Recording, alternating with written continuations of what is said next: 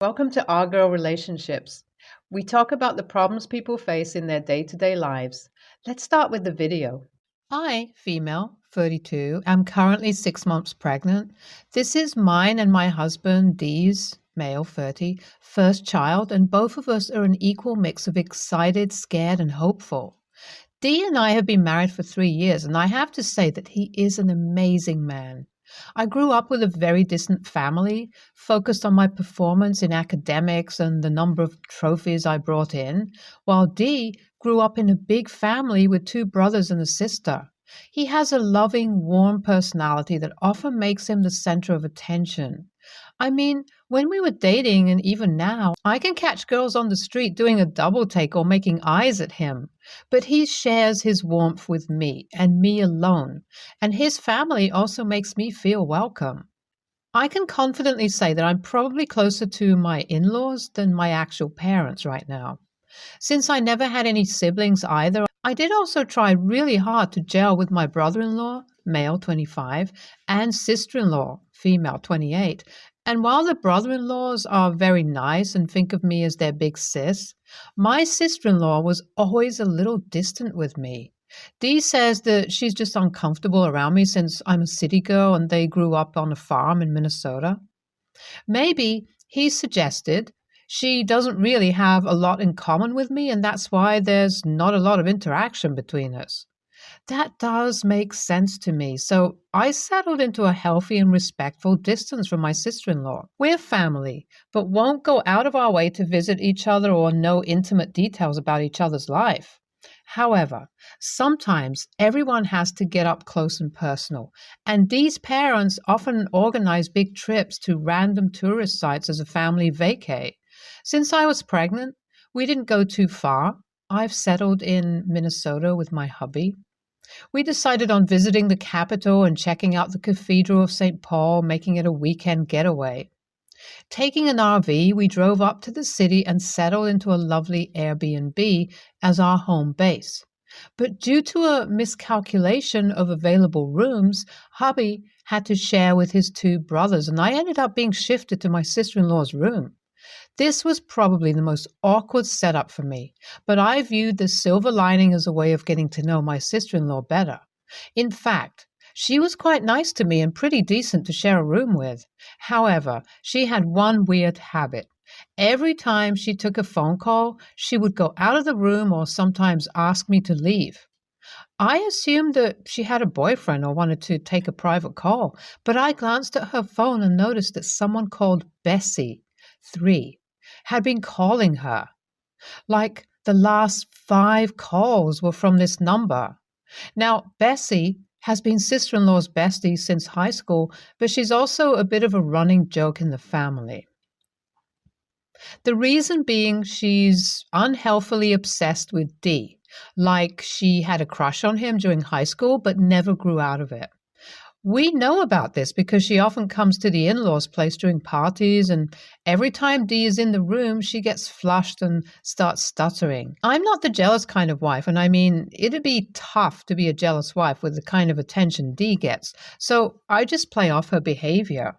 I remember thinking back then it might be a part of the reason sister-in-law doesn't really interact with me because Bessie so desperately wants to take my place. She must be stuck between a rock and a hard place. Teasing her gently, I asked her if her friend was calling to ask about Dee and when my divorce was going to happen. She laughed awkwardly and changed the topic, but something in her look was off. It's almost as if I had stumbled upon some big secret. I put it at the back of my mind, though, since there was a lot going on during the vacation and I wanted to enjoy it. During the day, everyone went to visit the cathedral together, but afterwards, Dee and I went off on our own to explore the city and do some shopping. It was late evening by the time we got back, and everyone else was already back at the Airbnb. I trudged back up to my room, and just outside the door, I caught my name from inside. I could hear my sister-in-law on call, and I'm sure it was Bessie again.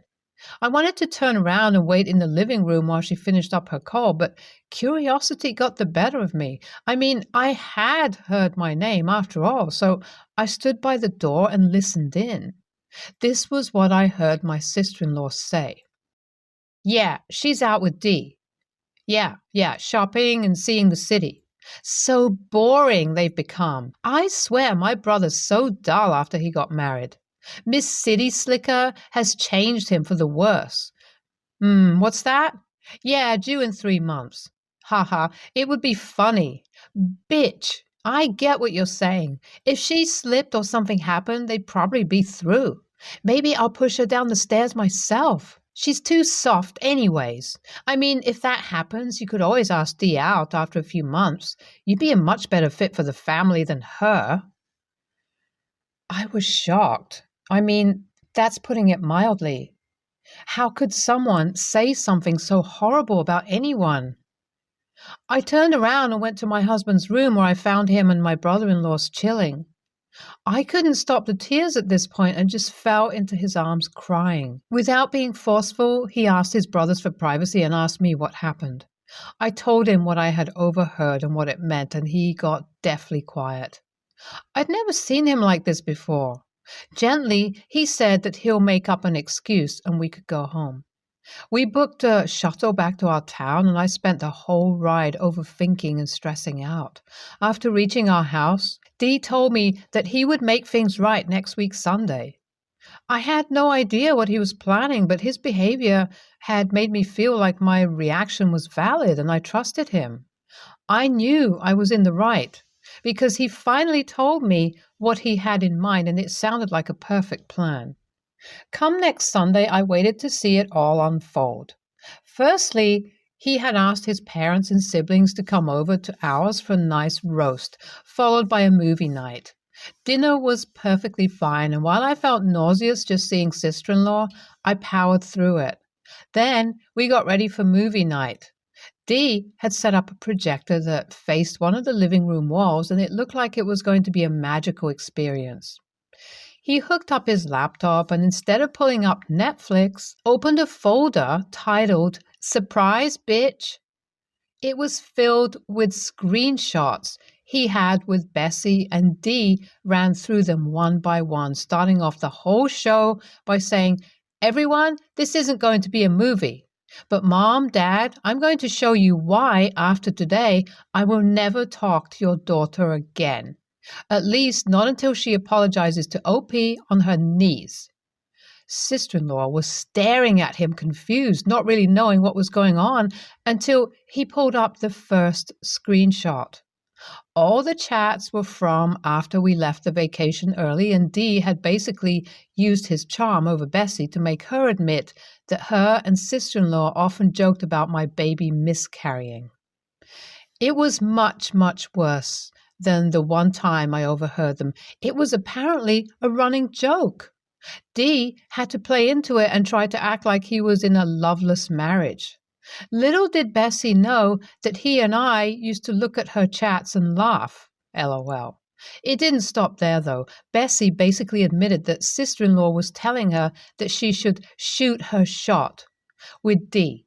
It was pathetic, and Bessie was definitely oversharing after Dee had tricked her into thinking he was looking for an out in this relationship.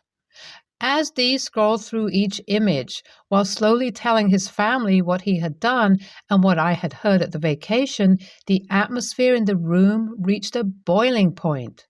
Sister-in-law finally screamed, "Turn it off!" and kicked the projector off of its stand.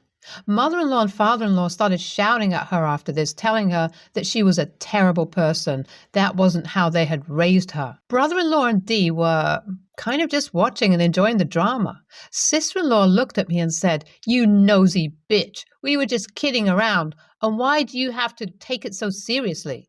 This is why you're not meant for us. You can't even take a damn joke." But Dee immediately rushed to my defense, cussing her out. I didn't need him to speak for me, though, because I calmly said, "Anyone who jokes about their niece dying is a shitty person, and you need to accept that."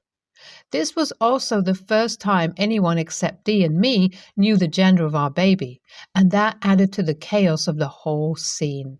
It ended with sister-in-law being escorted out, mother-in-law in tears about her granddaughter, and everyone else just exhausted from what had happened. That Sunday dinner had led to a lot of tension in the family, and sister-in-law has basically lied to the entire extended family about Dee and me ganging up on her, leading to even more of a war zone on the family GC. It's adding a lot of tension to our lives right now, and I'm thinking about what sister-in-law said about being too sensitive. Should I just have let it slide? Update 1. Hey everyone, it's been a month since the Last Supper, as Dee and I call it, IMAO, and there's not really much to say. We're in no contact with sister-in-law, and she has been ostracized by her parents and her brothers. They also managed to clear up everything sister-in-law had lied about with the whole family, so she's in even deeper shit right now. Bessie found out that Dee was just putting up a front to get info from her, and she was heartbroken, as per her text. Update 2. Okay, Bessie did something stupid. One day, Dee got a delivery of around 200 red roses at his workplace, and since neither him nor I like gestures like that, he knew it had to come from only one person. Politely, he called Bessie and asked her to take the flowers back. She, on the other hand, was just so excited that he called that she took it as a win.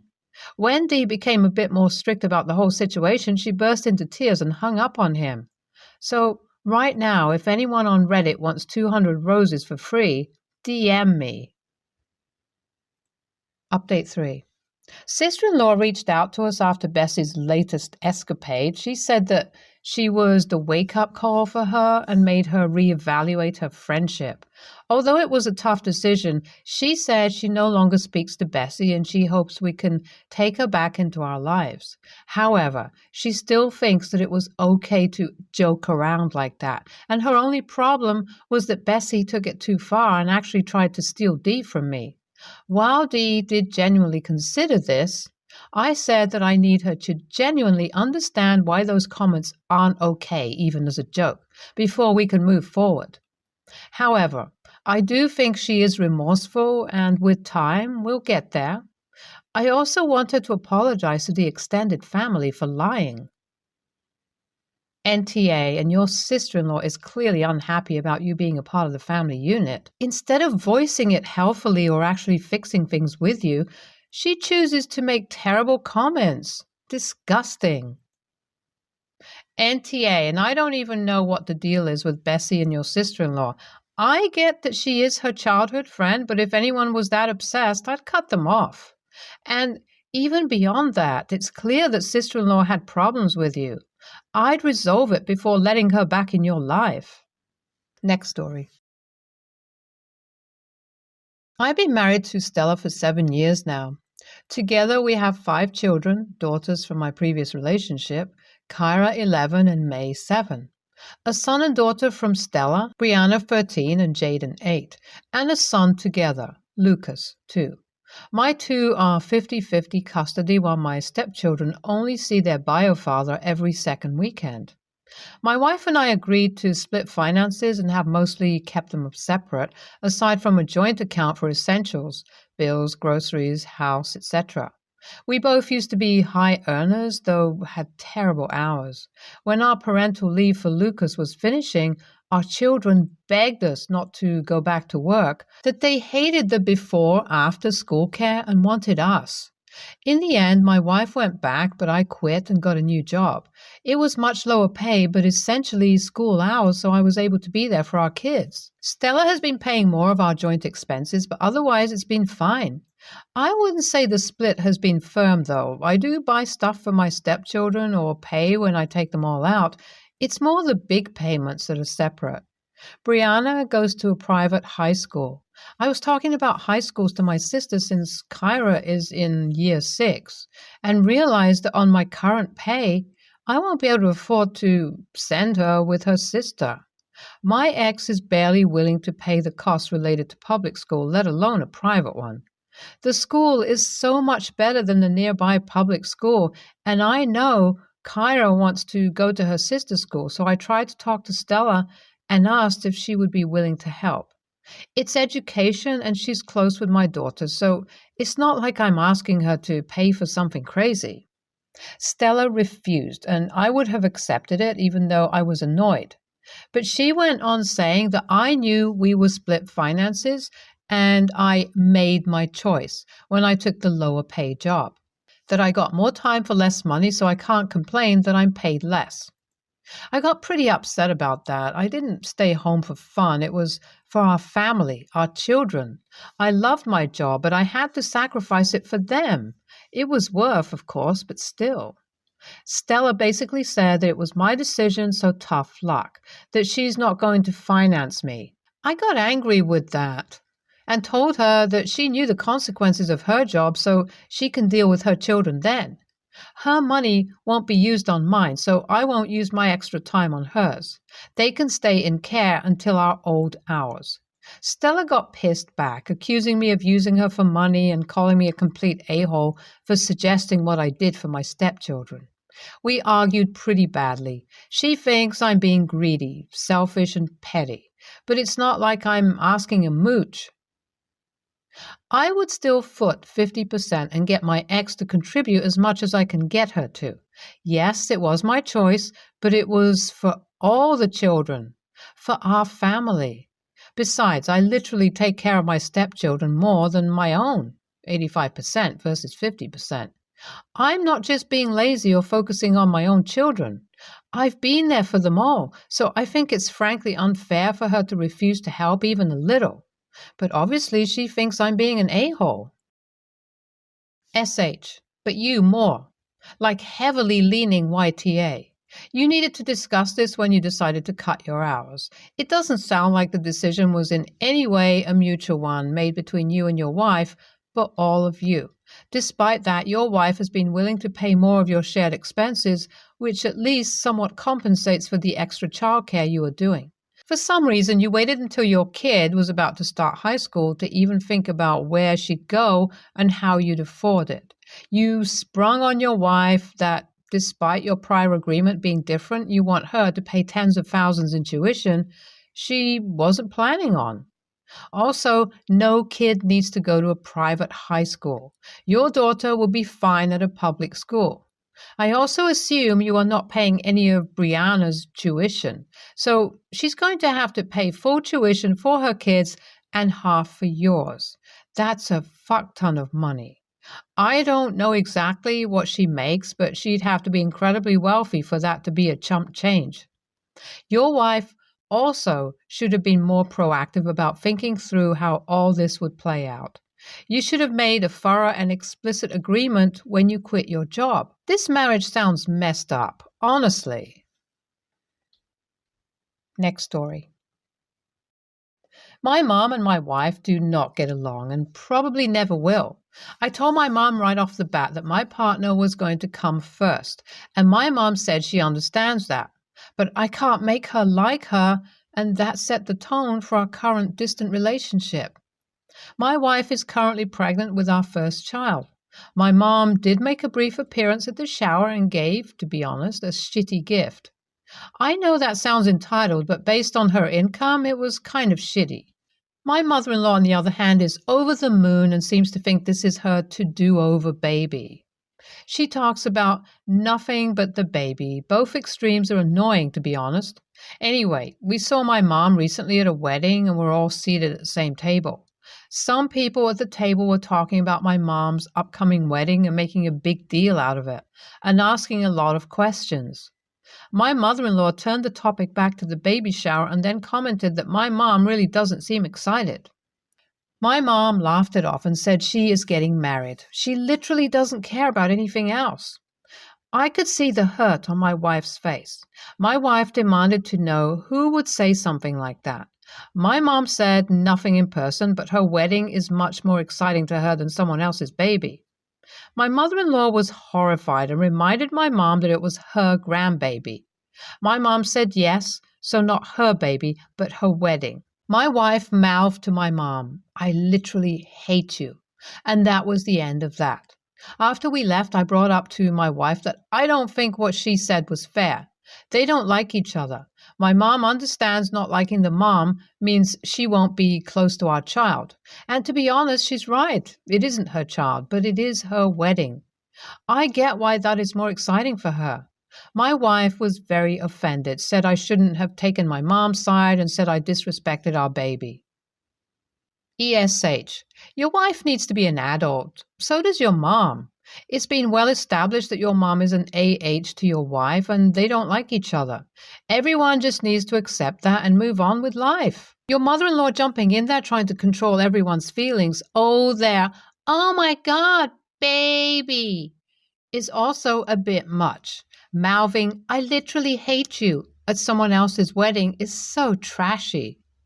All of the women in your life need to learn to keep that drama private. Stay tuned for more stories from our girl relationships.